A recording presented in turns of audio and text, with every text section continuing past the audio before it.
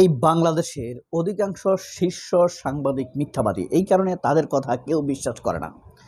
Doctor ইউনূসের শেষ বেলায় তারা বলেছে 12ই ফেব্রুয়ারি নির্বাচন হবে না। শাহেদ আলম, আনিস আলমগীর, জিলুর রহমান সবাই একদম কনফিডেন্টলি বলেছে দেশে নির্বাচন হবে না, কোনো সম্ভাবনা নেই।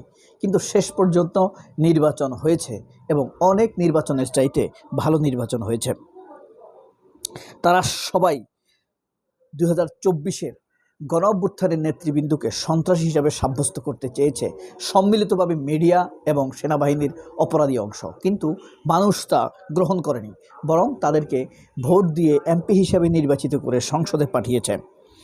এসব কথিত সাংবাদিকেরা হেফাজতের গণহত্যাটিকেও ঠিক একইভাবে মিথ্যা হিসাবে মানুষের সামনে উপস্থাপন করতে চেয়েছে যে হেফাজতের শাপলা চত্বরে কোনো রকম গণহত্যা ঘটনা ঘটেনি। অথচ সারা পৃথিবী, জাতিসংঘের তদন্ত, বাংলাদেশের তদন্ত সংস্থা এবং অধিকার নামক বাংলাদেশের শীর্ষ মানবাধিকার সংগঠন এই হত্যাকাণ্ডের 62 জন শহীদের বা মৃত্যু মানুষের সন্ধান পেয়েছে, নাম ঠিকানা সহ। এই যে এরা বারবার মিথ্যা প্রচার করে যাচ্ছে, তার মধ্যে 3 জন জাতীয় মিথ্যাবাদীকে আপনাদেরকে আজকে পরিচয় করিয়ে দিব।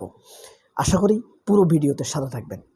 একটা নাম্বার হলো শেষরা, নিজেদের সাংবাদিক হিসেবে পরিচয় দেওয়া মাহবুব আজিজ। আরেকটা হলো ছাত্র ইউনিয়নের সাবেক সভাপতি, বর্তমানে প্রথম আলো সম্পাদক মতিউর রহমান। আরেকটা হইল আওয়ামী লীগ নেতার ছেলে, বিবিসির কুক্ষিগতকারী সাবির মোস্তফা। এই 3 ইতরের কথা আপনাদেরকে এখন একটু একটু করে শোনাবো। স্ক্রিনে যাকে দেখতে পাচ্ছেন, এ হইল সাবির মোস্তফা। বিবিসির প্রধান ছিল যখন শাপলা গণহত্যা চলে। তার মুখে শুনুন কিভাবে বারবার অনবরত মিথ্যা কথা বলে যাচ্ছে। ঘটনায় বর্তমানে অনেকেই সরকার থেকে বলা হয় শাপলা গণহত্যা। তো গণহত্যাটা কি শাপলা চত্বরে হয়েছিল? এটা একটা বড় প্রশ্ন। কিন্তু ওই রাতে আমাদের সংবাদদাতা কাদির কল্লোল শাপলা চত্বরে ছিলেন রাত 12টা থেকে ভোর 4টা পর্যন্ত। এখানে কোনো লাইভ ফায়ারিং হয়নি এবং এখানে কেউ মারা গেছে বলে আমি দেখিনি। কোনো দেওয়ালে কোনো গুলির চিহ্ন নেই, রাস্তায় কোনো রক্তের চিহ্ন নেই। আমি তো এখানে পুলিশ অভিযানের শুরুর আগে থেকেই আছে এখানে। কেউ কিন্তু ওই শাপলা চত্বরে রাত 12টার অভিযানে কোনো মৃত্যু দেখেনি। কিন্তু পুলিশ অভিযানের শুরুর আগে থেকেই আছে এখানে। কেউ কিন্তু ওই শাপলা চত্বর রাত 12টার অভিযানে কোনো মৃত্যু দেখেনি। কিন্তু বেদায় বলা হচ্ছে শাপলা চত্বর গণহত্যা।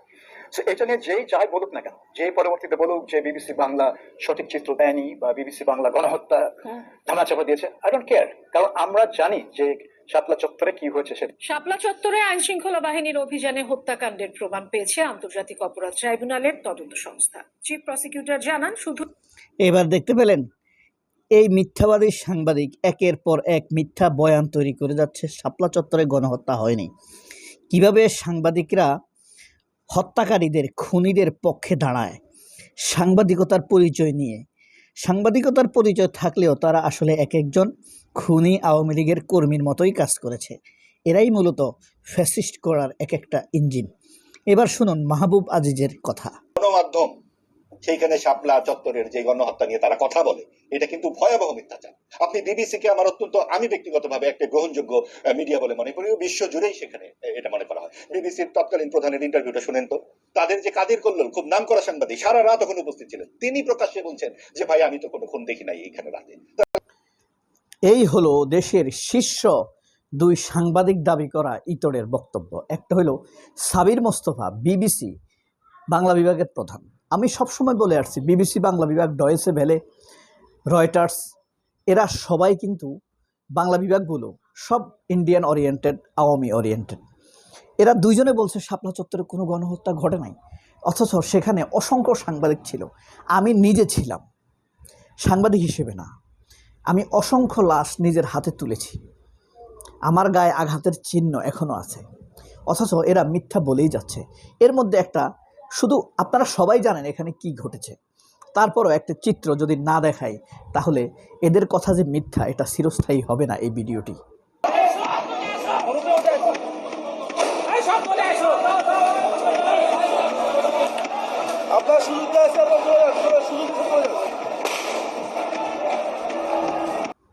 কত লাশ আমরা ভ্যানগাড়িতে তুলেছি, পিকআপে তুলেছি। এরপরে এমন অভিযোগও শাপলা চত্বরে আছে যেটা আরও ভয়ঙ্কর। এবং দেশবাসী আন্তর্জাতিক মিডিয়ার মাধ্যমে দেশবাসী দেখেছে লাশ গুম করা হয়েছে। মানুষ বিভিন্ন স্থান থেকে এখানে উপস্থিত হয়েছেন। সিটি কর্পোরেশনের এই যে ময়লার গাড়িতে করে একেবারে এখান থেকে তুলে নিয়ে যাওয়া হয়েছে। আপনারা জানেন যে সিটি কর্পোরেশনের ময়লার স্তূপ যাত্রাবাড়ির কাজলাতে, ওখানে মানুষের হাড়গোড়, মাথার খুলি পাওয়া গেছে। শুধু সিটি কর্পোরেশনের ময়লার গাড়ি বলছে হুজুর, শুধু তাই নয়, এই যে কোকাকোলার ফ্যাক্টরিতে নিয়ে সেখানে ব্লেন্ড করা হয়েছে, এরকম ভয়ঙ্কর অভিযোগ রয়েছে। আর এই তথাকথিত সাংবাদিক আওয়ামী কর্মীরা, ফ্যাসিস্টের ইঞ্জিনিয়াররা বলছে শাপলা চত্বরে কোনো গণহত্যার ঘটেনি। আন্তর্জাতিক তদন্ত হয়েছে, আমেরিকার তদন্ত হয়েছে, জাতিসংঘের তদন্ত হয়েছে, বাংলাদেশের মানবাধিকার সংস্থার তদন্ত হয়েছে। শুধু তারাই যে শাপলা চত্বরের মৃত্যুর ঘটনা জানে না, আর সারা দুনিয়া জানে। আর মতিউর রহমান, ছাত্র ইউনিয়নের সাবেক সভাপতি মতিউর রহমানের প্রথম আলো কী করতে পারে তা তো ভালো করে বুঝেনি, সেটা আপনাদেরকে দেখাচ্ছি। এই যে দেখেন, প্রথম আলোর হেডিংগুলো সব একসাথে করা হয়েছে। হেফাজতের তাণ্ডবে সবুজ হারালো মতিঝিল, অবরুদ্ধ ঢাকায় ব্যাপক সহিংসতা, হেফাজতের দুর্যোগ নিয়ে এসেছিল, রাজধানীর 8 ঘন্টার ধ্বংসযজ্ঞ। মানে যত ধ্বংসযজ্ঞ চালিয়েছে সব হেফাজতের লোকরা চালিয়েছে। এই হেডিংগুলো সব কিন্তু এই প্রথম আলোর। দেখেন, সমকাল নিউজ করেছে তাণ্ডব, নগর জুড়ে তাণ্ডব। কালের কণ্ঠ নিউজ করেছে নির্বিচারে আগুন, মানে হেফাজতের অপরাধ। বাংলাদেশ প্রতিদিন নিউজ করেছে র্যাব, পুলিশ, বিজিবির উপরে হামলা। এরপরে দেখেন, এখনও প্রতিনিয়ত প্রথম আলো যেইভাবে অনলাইনে নিউজ করে যাচ্ছে, প্রতিনিয়ত প্রত্যেক বছর হেফাজতের বিরুদ্ধে, এই নিউজগুলো দেখেন কত মিথ্যাচার, অক্লান্ত মিথ্যাচার তারা চালাতে পারে। সব কিছুর একটা ক্লান্তি আছে, মিথ্যা বলতে বলতেও মানুষের ক্লান্তি আসা উচিত। কিন্তু তাদের মিথ্যাটা এতই রপ্ত, এতই প্র্যাকটিস, এতই ইন্টাররেগুলার অ্যাক্টিভিটিস যে তাদের মিথ্যা বলতে বলতে তাদের কোনো ক্লান্তি আসে না। একটি চরম মিথ্যাকে তারা বলতে বলতে সত্য হিসেবে উপস্থাপন করতে পারে সারা দেশের সামনে। এটার একটা প্রমাণ বলি।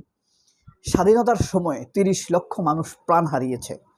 বাংলাদেশের এক চাপিয়ে দেওয়া ঐতিহাসিক অর্ধ শতাব্দীর মিথ্যা কথা। 30 লক্ষ মানুষ। আমাদের মুক্তিযুদ্ধ হয়েছে কতদিন যাবৎ? 263 দিন। 30 লক্ষকে যদি আপনি 263 দিয়ে ভাগ দেন, তাহলে প্রতিদিন 11,287। আপনি ভাবতে পারেন ডেইলি 11,287 জন মানুষ মারা গেছে। এটা কি সম্ভব? কোনোভাবেই আমার বিশ্বাস সম্ভব না।